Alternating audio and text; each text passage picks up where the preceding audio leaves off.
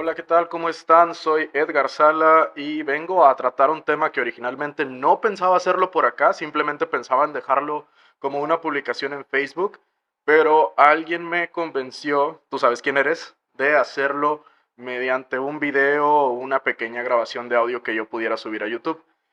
Lo que quería tratar es algo que recientemente he escuchado como una defensa a la escritura. Para defenderla, dicen que la Biblia es la palabra eterna de Dios y una extensión de Dios. Es posible que esto las personas lo estén haciendo con buena intención, pero la realidad es que se están metiendo en camisa de once varas al hacerlo. Y ahorita mismo es que voy a explicar un poquito el problema. Resulta que en la religión musulmana existió una controversia sobre si el Corán, que es la escritura de ellos, es creado o increado. Hoy en día, la idea de que el Corán es increado es la que se sostiene por parte de la mayoría de los musulmanes tradicionales. Voy a explicar de forma muy general el debate. Resulta que los musulmanes tienen una idea pagana griega de Dios que se llama la absoluta simplicidad divina. Este error es uno que increíblemente aún existe entre muchos cristianos que aceptan tradiciones sin cuestionar. Debido a esta idea es que los musulmanes llegan a la conclusión de el Tauhid. ¿Y qué carambas es el Tauhid? Me van a decir algunos. Bueno, el Tauhid es simplemente la negación absoluta de la Trinidad. La absoluta simplicidad divina, entre otras tonterías que llega a implicar esta doctrina, cree que hasta los atributos de Dios son partes de Dios. Por lo tanto, si cualquier cosa puede ser una parte de Dios, el hecho de que exista un Dios en tres personas es impensable para el Islam, que sostiene esta idea de la absoluta simplicidad divina. Para defender esta idea del Tauhid, los pensadores islámicos dijeron que la idea de que el Corán fuera increado resultaba problemática para mantener el Tauhid. Esto debido a que, si esa tal palabra eterna de Alá siempre había estado ahí como una especie de extensión de él, o sea, una extensión de Alá, pero que a la vez esta misma palabra tiene una distinción con él, entonces se convertiría en otra persona de la deidad y sería una blasfemia en contra de la doctrina del Tauhid. El otro bando islámico, igualmente apelando a la absoluta simplicidad divina, vaya doctrina tan inconsistente, decían que esta palabra de Alá ya debió de haber existido desde siempre, porque entonces Alá no sería inmutable. Porque en la simplicidad divina se malentiende la inmutabilidad y se piensa que Dios es una especie de plasta inmóvil. Por otro lado, el bando que decía que el Corán era increado, en cierta forma estaba negando el Tauhid, que era una consecuencia de la absoluta simplicidad divina. Mientras que el bando que decía que el Corán era creado, negaba también la inmutabilidad que era consecuencia de la absoluta simplicidad divina. Entiéndase inmutabilidad como la idea que tiene la simplicidad divina absoluta de la inmutabilidad, no la que está en la Biblia. Ahora, como si alguno está familiarizado con la historia del Islam, sabrá que hubo momentos en los que cierto grupo que tenía el poder perseguía a otro grupo. No es que en el cristianismo no haya pasado, por supuesto que pasó, y eso está mal en la Biblia. Ahora, en el Islam, perseguir a los, comillas, infieles es casi que un deber. Entonces, lo que hicieron los que tenían el poder, que en este caso eran los que creían que el Corán había sido creado, era perseguir a aquellos que decían que el Corán era increado porque supuestamente estaban negando el Tauhid al crear una suerte de hipóstasis en Alá debido a la consecuencia de su doctrina. Es decir, creían que esta idea del Corán increado estaba haciendo que hubiera una especie de persona en la deidad islámica. Pero bueno, con el tiempo y los cambios de califatos, esta persecución cesó y la posición de que el Corán es increado hoy en día es la más común dentro del Islam. Esta posición sería la de al-Ashari. Para los musulmanes de hoy, en su gran mayoría, el Corán sería la palabra eterna de Alá, materializada en un escrito físico.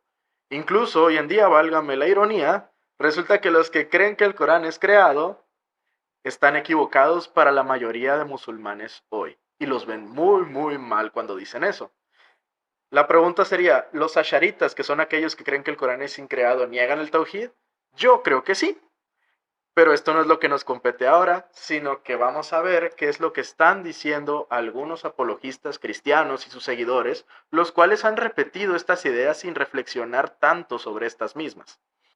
Y miren, cuando un cristiano asume la idea de que la escritura es la palabra eterna de Dios y una extensión de Dios, así sea que lo asuma por ignorancia o por querer buscar una suerte de consistencia con la idea griega pagana de la absoluta simplicidad divina, como si creer en la Trinidad no fuera ya bastante inconsistente con esa idea de la absoluta simplicidad divina, estas personas estarían cayendo en lo mismo que los musulmanes.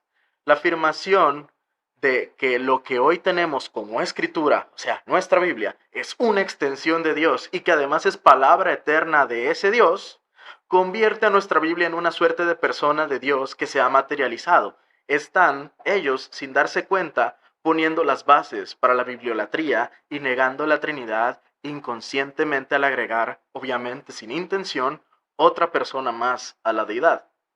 Curiosamente, los musulmanes creen por estas ideas que es un sacrilegio terrible dañar aunque sea una sola página del Corán, justamente porque coinciden con estas ideas que este grupo de cristianos en redes sociales ha estado impulsando. Si estos cristianos fueran consistentes, tendrían que creer que dañar una sola página de la Biblia, o sea, subrayar versículos también incluye dañar la página de la Biblia, sería un sacrilegio. Técnicamente estarían dañando la extensión de Dios y su palabra eterna materializadas.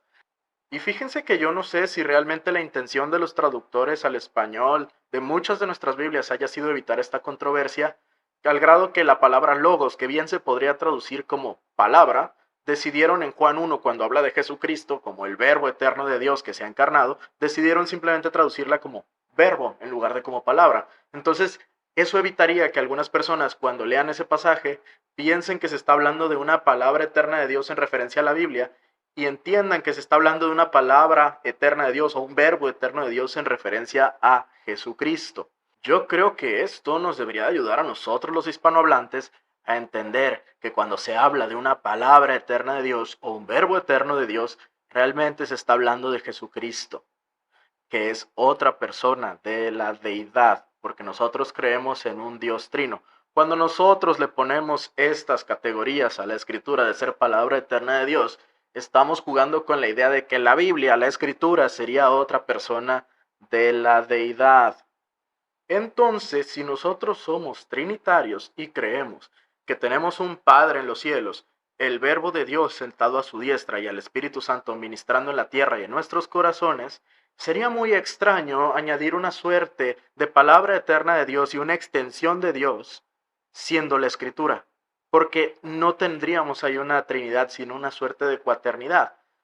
Y si queremos ligar esta suerte de palabra eterna de Dios, que es la Escritura, con el verbo eterno de Dios, que es Jesucristo, o que también se le puede decir palabra eterna de Dios, pero no confundamos, no son lo mismo. Si queremos ligar a la Escritura así con Jesucristo, de esa manera, en hacerlos difíciles de diferenciar o casi que lo mismo, ¿cuál sería entonces la diferencia entre la transubstanciación de los papistas y estas ideas? Porque al final de cuentas los papistas creen que el verbo de Dios está en ese pedazo de harina consagrado por el sacerdote en absolutamente todas las hostias consagradas al mismo tiempo. Entonces tienen ellos una palabra eterna de Dios materializada en un chorro de cosas al mismo tiempo. Lo mismo estas personas que piensan que la escritura es la palabra eterna de Dios, si la tienen aquí materializada, técnicamente deberían de pensar que están teniendo una persona de la deidad en muchas Biblias al mismo tiempo, en muchas cosas al mismo tiempo. Y eso se convierte en un problema. Obviamente podríamos seguir viendo más y más problemas con toda esta idea de que la escritura o la Biblia es una suerte de palabra eterna y extensión de Dios. Pero yo quisiera llamarlos a la reflexión. Comprometer la Trinidad ya debería de ser una razón suficiente para pensar que esta defensa de la Escritura no es la mejor idea. Tenemos que pensar en diferentes formas para defenderla. Hay que intentar ser más precisos con los términos, con las palabras y con las definiciones, pues no vaya a ser que, por el afán de ganar un debate, la falta de reflexión necesaria sobre estos temas, nos lleve a coquetear con la herejía, así sea de forma inconsistente. Y para cerrar, solamente dos cuestiones. Theopneustos, que es inspirado por Dios, no significa que sea palabra eterna y extensión de Dios. Jamás esta palabra sobre la escritura implica que nuestra Biblia o que nuestra escritura sea palabra eterna y extensión de Dios. No presupongan definiciones que la palabra no implica. Esta palabra, theopneustos, simplemente implica que la escritura es lo que Dios ha inspirado al hombre a escribir para que nosotros podamos conocerle a Él, saber qué es lo que quiere de nosotros, qué es lo que nos quiere comunicar, cómo ser salvos, entre otras cosas, también lo que pasará con nosotros. Esa inspiración viene de tal forma que tiene interacción activa con nosotros los seres humanos. No tiene que haber existido desde el principio ausente de la interacción real con el hombre. Número 2. Hay pasajes que dicen que la palabra de Dios permanece para siempre y que sus palabras no pasarán. Pero eso no implica que se hable de una palabra eterna de Dios. Más bien implica la seguridad de sus dichos, de que sabemos que son ciertísimos y que la revelación que Él ha hecho también sobre su carácter y sobre su persona, sobre todo su ser, es ciertísima y no cambia. Dios permanece constante y fiel a sí mismo.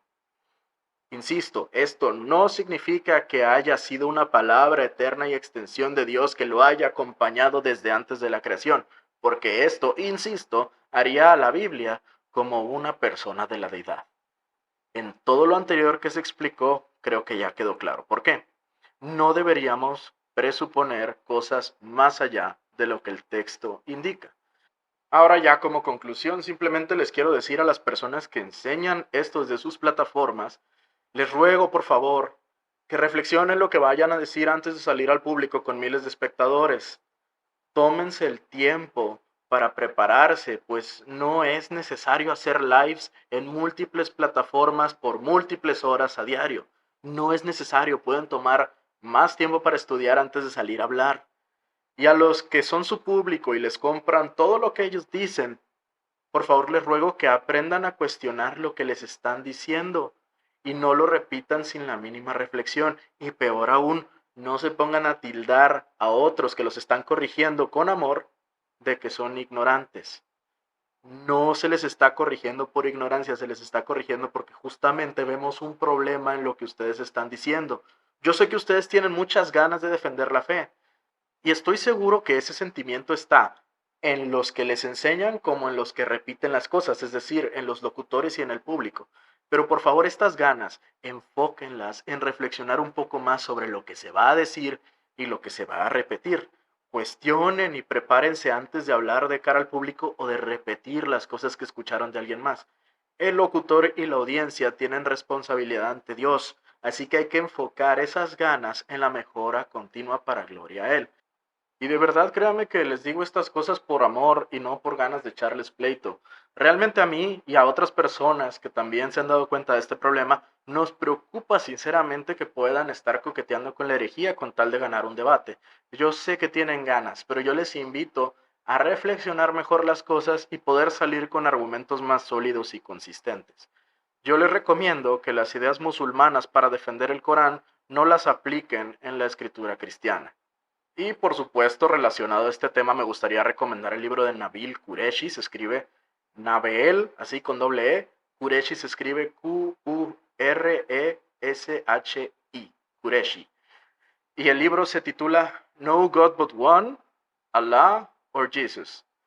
Y en español, aunque el libro que yo sepa no está traducido al español, el título sería, nada más para que vayan entendiendo que de qué va el título los que no hablan inglés, sería No hay Dios sino uno, Alá o Jesús. Realmente el libro es interesantísimo, ha sido una de las mejores lecturas que tuve creo que hace unos 3 años, realmente lo disfruté mucho y bueno, espero que ese libro les sea de bendición, así como lo fue para mí. Y obviamente también espero que este audio tratando este tema que me parece un poco preocupante que esté ahorita mismo en redes sociales. Espero que este audio haya sido de bendición y que les haya servido para reflexionar un poco sobre cómo estamos defendiendo la escritura. Creo que hay mejores caminos para hacerlo y afirmar doctrinas musulmanas para defender la escritura cristiana no es el mejor camino. Sin más, yo les deseo que Dios les bendiga. Recuerden, aquí yo pongo un poquito de mi cosecha en tanto la entonación y el tipo de palabras que se usan. No culpen a Nabil Qureshi, el autor del libro que recomendé. No culpen a nadie más. Simplemente yo añadí de mi cosecha para esto. Pero sí les ruego, por favor, que reflexionemos más sobre este tema. En fin, espero que Dios les bendiga y que podamos reflexionar un poco más sobre las cosas que estamos enseñando en redes sociales, porque como vemos, sí afecta a nuestra audiencia. Dios les bendiga. Die Wahrheit ist unsterblich, la verdad es invencible. Die Wahrheit ist unsterblich, la verdad es inmortal.